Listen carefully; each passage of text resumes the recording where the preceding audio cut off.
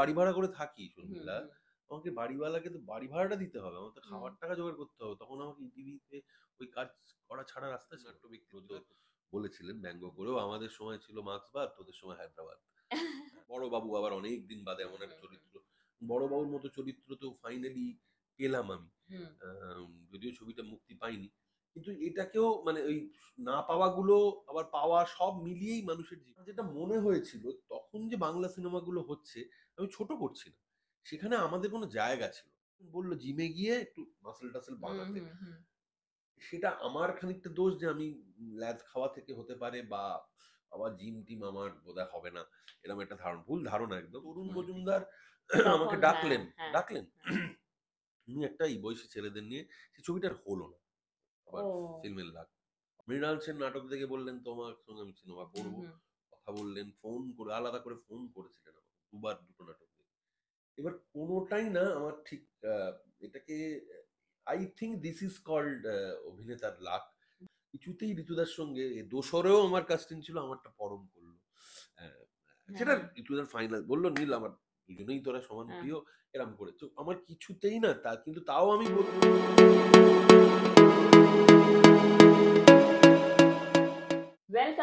Welcome to Sharmila show house.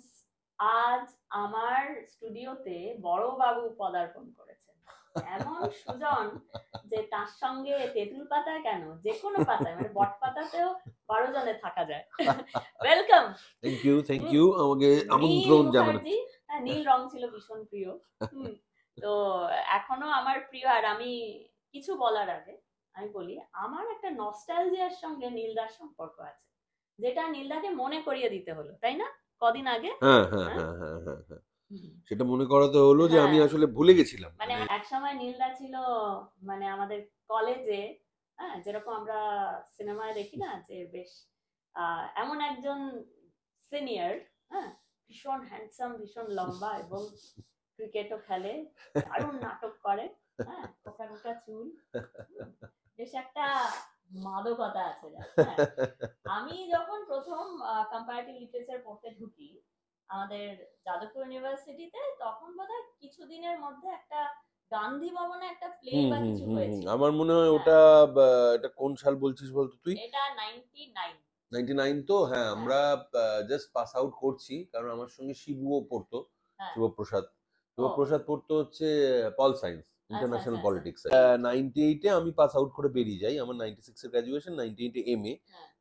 ওই সময়টা আমরা এমনিতে ধরো বাইরে থেকে তো যাদবপুরে অনেক অভিনয় করেছি, সংস্কৃতিতে হোক বা, কিন্তু গান্ধী ভবনে মূলত যেটা করেছিলাম হচ্ছে আমি আর শিবু ভুল রাস্তা বলে একটি নাটক করেছিলাম, বাদল সরকারের ছোট নাটক, ওইটা খুব পপুলার হয়েছিল বা লোকের ভালো লেগেছিল। আমি আর শিবু, ওটা একক অভিনয় ছিল, আমরা দুজন মিলে করতাম, এবং সেটি শিবু এখনো আমাকে বলে এখনো অভিনয় করতে চাই, কিন্তু কোনোভাবে আমাদের সময় হয়ে উঠছে না। যদিও আমাদের মানে 98 আজ 2024, প্রায় 26 বছর কেটে গেছে, মানে দমেরও ঘাটতি হয়েছে, ওটা খুব মানে পরিশ্রম সাপেক্ষ ছিল, নাচ গান সবটা নিয়ে, কিন্তু ভুল রাস্তা খুবই বাদল বাবুর লেখা, আর বাদল বাবুর অসাধারণ লেখা একটা।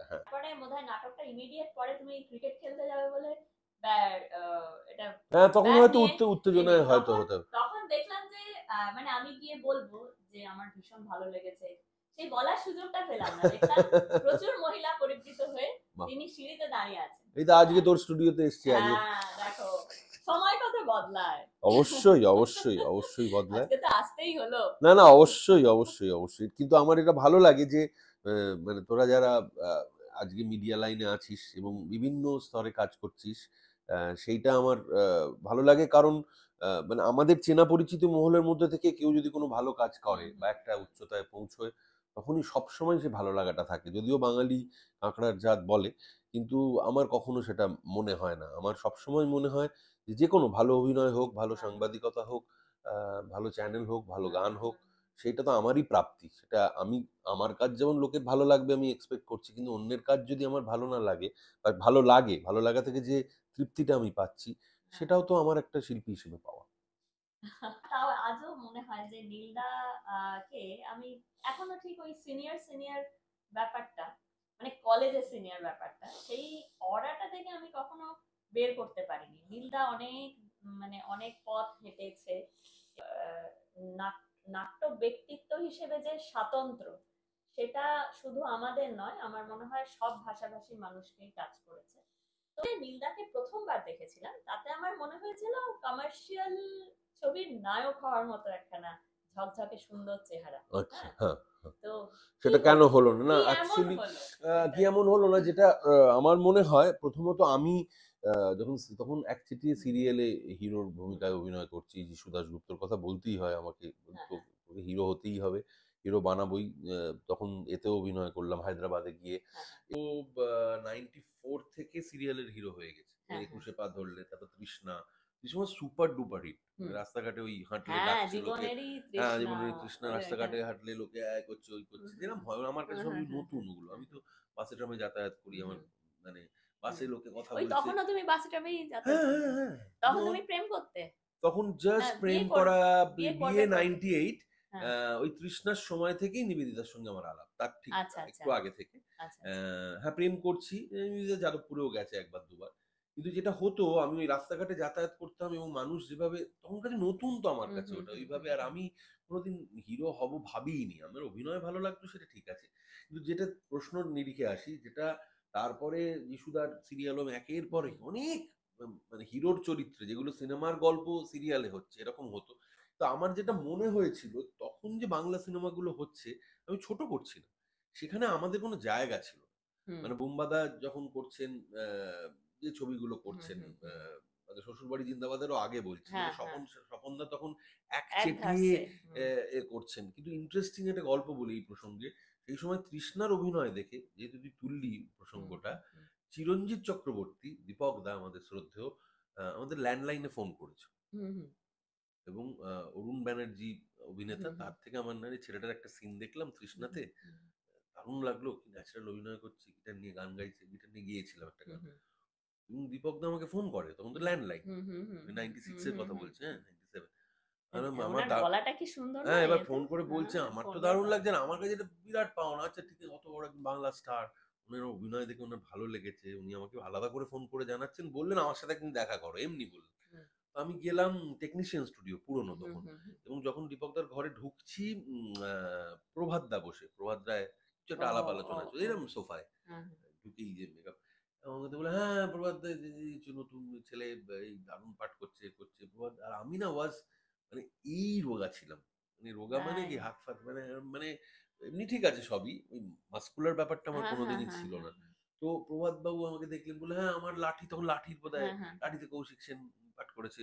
ছোট পাঠ করেছিলেন এর বাবানদা, করেছিলেন থিয়েটার বলে। উনি বললেন যে থিয়েটার থেকে আমি নিচ্ছি ছেলে পুলে।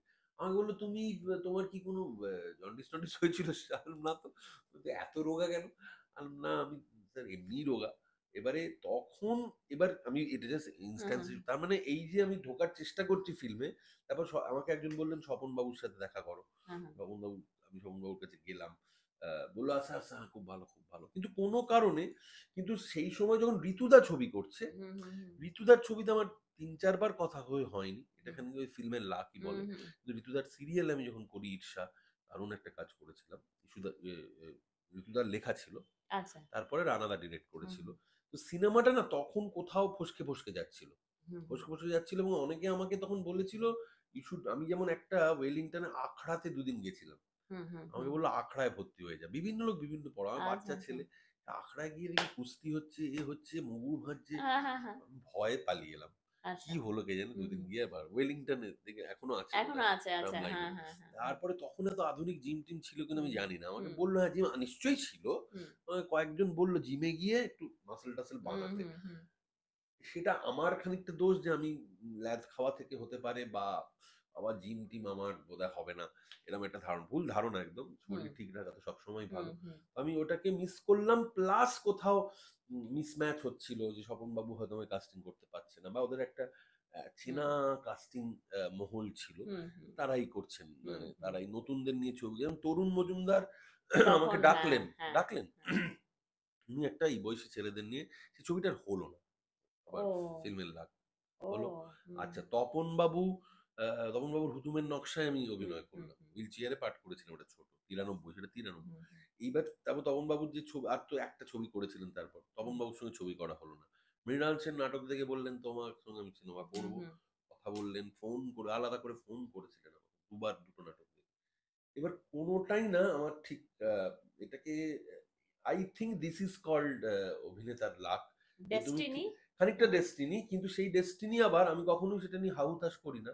আজ যে প্রশ্ন উঠলো বলে এত কথা উঠলো, যে হাহুতাশ করি না, কারণ মানুষের ভালোবাসা পাওয়া, এত মানুষের থেকে পাওয়া যে তুমি ভালো কাজ করছো, হয়তো তাদের সঙ্গে আমার কাজ করা হয়নি। ঋতুদা যখন ব্যোমকেশ করবো তখনও আমাকে কাস্টিং করেছিলেন, বোমবাদা ব্যোমকেশ। তারপর ফাইনালি ঋতুদা ওটা সরে গেল, হ্যাঁ, অঞ্জনদা করলো বলে, যে তারপরে অনেক পরে গিয়ে করলো, হুম, সেটা অন্য গল্প। অন্য গল্প। অর্থ অনর্থমে আমার একটা কাস্টিং ফাইনাল ছিল। আচ্ছা, ছবিটা বাড়িউলিতেও ঋতু শিবু হুম, করলো, হুম, আমি পারলাম, আমার হলো না। কিছুতেই ঋতুদার সঙ্গে দোসরেও আমার কাস্টিং ছিল, আমারটা পরম করলো। আহ, হ্যাঁ, সেটা হ্যাঁ, ঋতুদার ফাইনাল বললো, নীল আমার দুজনেই তোরা সমান হ্যাঁ, প্রিয়, এরম করে তো আমার কিছুতেই না তা, কিন্তু তাও আমি বলবো শর্মিলা, সেই আমি এখান থেকেও ভাগ্যবান যে রানারা তখন তিনিয়ারি কথার মধ্যে একটা সিনেমা নিয়ে ভাবছে, হুম, 2007। এবং তখন এবং তিনিয়ারি কথাতে আমি, রুদ্র এবং পরম, এই তিনটে কাস্টিংই প্রথম থেকেই ফাইনাল হুম, ছিল। হুম, একটু ছিল কাকে নেবে, হুম, ওরকম হুম, একটা ছবি হুম, অদ্ভুত, বাংলায় হয়নি।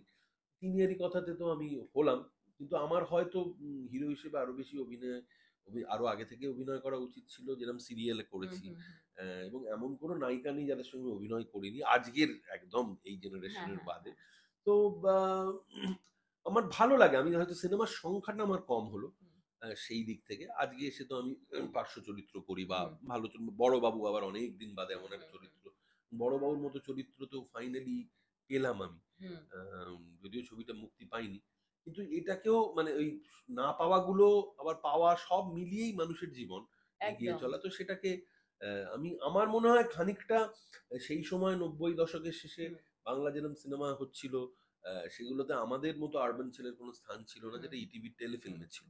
সে কারণে আমরা টেলিফিল্মে প্রচুর টেলিফিল্মে দারুণ হ্যাঁ, দারুণ কাজ আমি হয়েছে। বলছি এক হ্যাঁ, একটা খাপ থাকে যেখানে আমরা হয়তো হ্যাঁ, ফিট হতে পারছিলাম না, বা আমাদেরকে ফিট করানো হচ্ছিল না, হয়তো হুম, পারতাম চান্স সুযোগ পেলে। হুম, হুম, তো তারপরে একটা ধারা এলো, তিনিয়ারি কথা শুরু হলো, সৃজিত ছবি শুরু করলো, তখন এই আরবান অ্যাক্টরসদের, বা আমি আরবান অ্যাক্টরসদের বলতে বলছি আপকামিং নিউ হ্যাঁ, হ্যাঁ, অ্যাক্টরসদের, হ্যাঁ, আপকামিং নিউ অ্যাক্টরসদের, যারা যারা আমরা ঋতুদার ছবিতেও অভিনয় করছি, আবার টেলিফিল্মও হুম, করছি। হুম, হুম, শিবুকে নিয়ে একটা নীতিশ দা ছবি করলো, হুম, জামাই নাম্বার ওয়ান। শিবুর তখন থেকেই খুব দুঃখ ছিল যে শিবুর যেহেতু হাইটটা ছোট, হুম, আমি বললাম, কোনো ফ্যাক্টরই না, পৃথিবীর তাবৎ হ্যাঁ, তাবৎ অভিনেতারা সব বেটে। সব বেটে, না সেই। আমি বলছি সলমান এটা খানও শিবুর বেটে। আমার ব্যক্তিগত, হ্যাঁ সালমান খানও সেই, বেটে। হ্যাঁ, সুতরাং না না কি বলছিস তুই, আমার সাথে তখন খুব হুম, হুম, বন্ধুত্ব, আমরা একসাথে অনেক সময় কাটিয়েছি।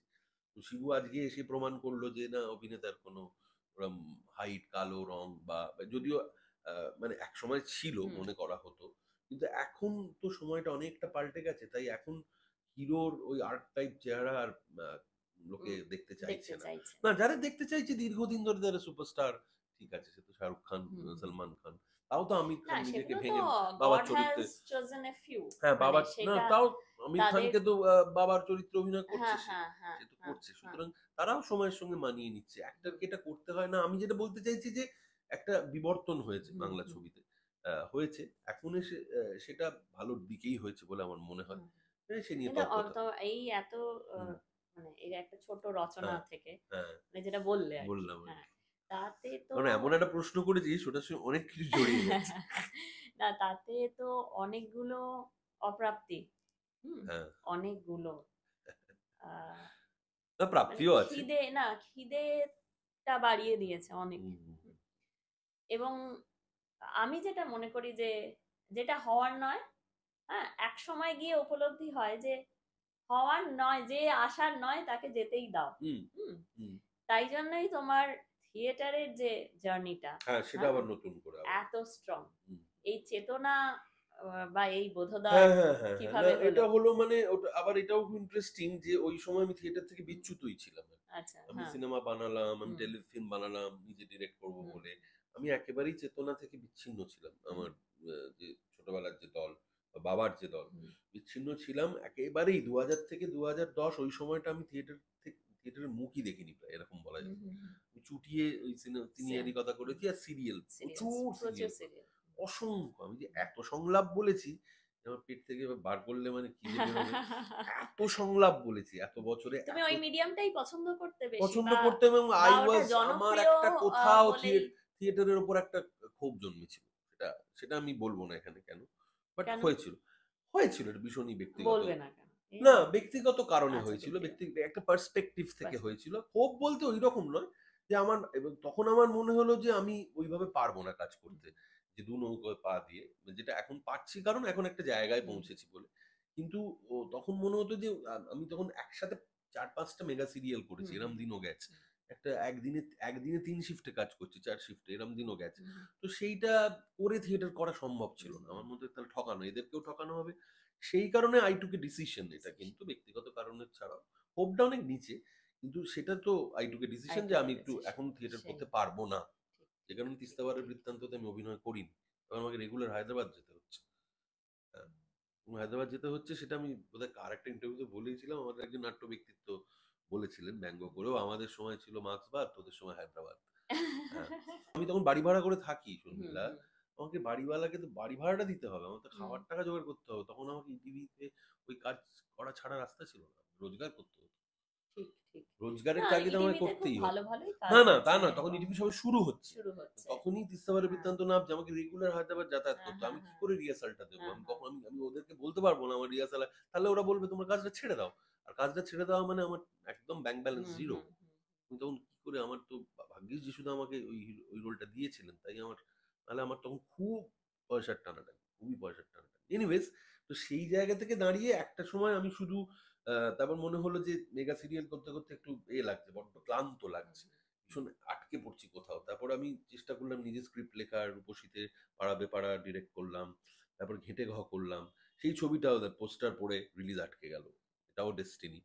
সো আমার সিনেমাতে একটা অদ্ভুত মিক্সড ডেস্টিনি আছে, ভালো পাওয়াও আছে, আবার অনেকগুলো যেটা আমি অবশ্যই আমার পাওনা ছিল যেগুলো আমি পাইনি, কিন্তু আবার যেটা পাওনা ছিল না হয়তো পেয়েছি, আমি এইভাবেই দেখি। আর তখন খুব মন খারাপ হতো, তখন বয়সটা কম ছিল। ওই সময়টা কে বয়সটা কম বেশি ছিল। সাপোর্ট দিয়েছে? মানে তোমার তো একটা অলরেডি সাপোর্ট সিস্টেমই আছে, মানে যেটা খুব ইন্টেলেকচুয়াল সাপোর্ট সিস্টেম। তোমার বাবা, তোমার দাদা, হ্যাঁ, এটা মানে আমার মনে হয় যে ভেঙে পড়ে একেবারে অতল গহ্বরে তলিয়ে যাওয়ার মতো জায়গা তোমার না, ছিল না। সেরকম নয়, হ্যাঁ, সেরকম নয়। তোমার যেটা ছিল হচ্ছে যে আমি আমি চেষ্টা হ্যাঁ, করেছি, হ্যাঁ, হ্যাঁ। কিন্তু হচ্ছে না। এটা এবারে আমার কি কেন হচ্ছে না, কোন মানে ওই দিকে আর যাওয়া কি, উচিত? তার মধ্যে হ্যাঁ, মানে ওই বললাম না, তপন বাবুর সঙ্গে দুটো কাজ করেছি, হ্যাঁ। সিনেমা করা হলো না। মৃণাল সেটাই বাবু তো, আমার দুটো মানে নাটক দেখে, যাদের নাম তুমি বলছো। মৃণাল সেন দুটো নাটক দেখে ফোন নিজে থেকে ফোন হ্যাঁ, করে হ্যাঁ, বলেছেন, হ্যাঁ। মানে ওনার ফোন পাওয়া মানে ল্যান্ডলাইনে, তখন হ্যাঁ, হ্যাঁ, মোবাইল নেই। সেই মৃণাল বাবুর সঙ্গেও কাজ করা হলো না। তো এগুলো আমার অনেকের না হয়ে যায়, হয়নি। আমি যাক এই আলোচনা না করাই ঠিক, ভালো ঠিক, বেশি। ঠিক। কিন্তু আমি বলছি সেগুলো সবসময় ভেতরে রেখে এগিয়ে গেছি। রেখে মানে ঠিক আছে, আমাকে এগিয়ে যেতে হবে আরো কাজ। তারপরে সিনেমা ডিরেক্ট করলাম। ওই সময় কি হলো, দেবেশ চট্টোপাধ্যায় আমাকে, দেবেশদা দিল্লিতে পুজোতে নাটক হয়, একটা নাটকের জন্য বোধহয় বলল, "তুই কি করবি? আ মানে প্রফেশনালি টাকা পয়সা দেয়া হবে।" বললাম, "ঠিক আছে, তাহলে পরিবারও যাবে, আমার ছেলে ছোট তখন। তাহলে দিল্লিতে যাবো, ৫ টা শো করবো। একটু আগ্রাটা ঘুরে চলে আসবো।" এরকম একটা কন্ডিশন বা কথা বলে। তো একটা দেবেশদা নাটক লিখেছিল অনলি ফর পুজোর জন্য, কিন্তু কলকাতায়, যে ওদের প্যান্ডেলের মতো করে, যাতে হাসির নাটক। দেবেশদার স্ত্রী আর ছেলে পাঠ করেছিল। সেইটা করার সময় দেবেশদা কলকাতা ফিরেই আমাকে বলল, "আমি একটা নাটক লিখেছি, ব্রেন। দারুণ নাটক লিখেছি।" পড়ে শোনালো, বাড়িতে গেলাম। বললে, "৩ টে চরিত্র, তুই যদি একটা করিস, একটা পীযূষকে ভেবেছি আর বিদীপ্তাকে ভেবেছি।" এই আমার মানে আবার থিয়েটারে ফেরা আচ্ছা। অভিনেতা হিসেবে। হ্যাঁ। দীর্ঘ প্রায় ৮-৯ বছর বাদ। ব্রেন নাটক। এবং ব্রেন নাটকে অভিনয়টা খুবই প্রশংসিত হলো। এখনো শো হয়। পীযূষদা মারা গেছেন। পীযূষদার চরিত্রটি দেবেশদা করে এখন। কিন্তু পীযূষদা আর আমরা একসাথে অনেক শো অনেক করেছি। শো করেছি। এবং আমি মানে ঘটনাচক্রে আ আমারও সুযোগ হয়েছে। আমারও যেহেতু মোটামুটি একটা কনসিডারেবল টাইম হয়ে গেল আমার নিজস্ব প্রফেশনে, এবং আমি ফ্রিল্যান্সিং ও অনেক ছোটবেলা থেকেই শুরু করেছি, স্কুল লাইফ থেকে। এবং কলেজ লাইফে আমি শুধুই লেখালেখি করতাম স্টেটসম্যানে, হিন্দুস্তান টাইমসে। সেই জন্য আমি তখন থেকেই এদের সঙ্গে পরিচয় বা শুরু করা, যোগাযোগ হয়েছে। হ্যাঁ, যোগাযোগ। আমি দুটো প্রশ্ন করবো। একটা হচ্ছে ২১শে পা যে সিরিয়ালটা, হ্যাঁ, একটা গ্রাউন্ড ব্রেকিং সিরিয়াল ছিল, কারণ ওই সময় কলেজ লাইফকে মানে সিরিয়ালের পর্দায় যেটা রেগুলার বেসিসে দেখানো হবে, সেটাকে বিশ্বাস করার লোকের সংখ্যা, মানে প্রযোজকরা সেটার প্রতি বিশ্বাস করবে এরকম লোকের সংখ্যা কম ছিল। আর দ্বিতীয়ত হচ্ছে একটা কলেজ ক্যাম্পাসে বারবার শুটিং কিংবা মানে ছেলে মেয়েগুলোকে ঠিক করে পাওয়া, এটা একটা আমার মনে হয় খুব বড় ব্যাপার ছিল। কারণ তার পাশাপাশি তখন ওটা আলফা বাংলার জন্য শুরু হয়েছিল, 2 ঘন্টার করে স্লট ছিল, 4টে বোধে সিরিয়াল দেখানো হতো। অন্য সিরিয়াল গুলো দেখলেই বাজে যাবে, তার গল্প একদম অন্যরকম, মানে যেটা বোঝা যায় যে এটা বুম্বাদা করছেন, একটা রবি ঘোষ করছেন, এটা একেবারেই একদম যাদের কেউ চিনে না তাদেরকে একদম একদম একদম যারা সত্যি, আমি তখন সব সত্যি আমাদের 21-এ পা সবার বয়সই তাই, আমার বয়সও এটা 94-এ শুট করা হয়েছিল, তখন আমার 20 বছর বয়স।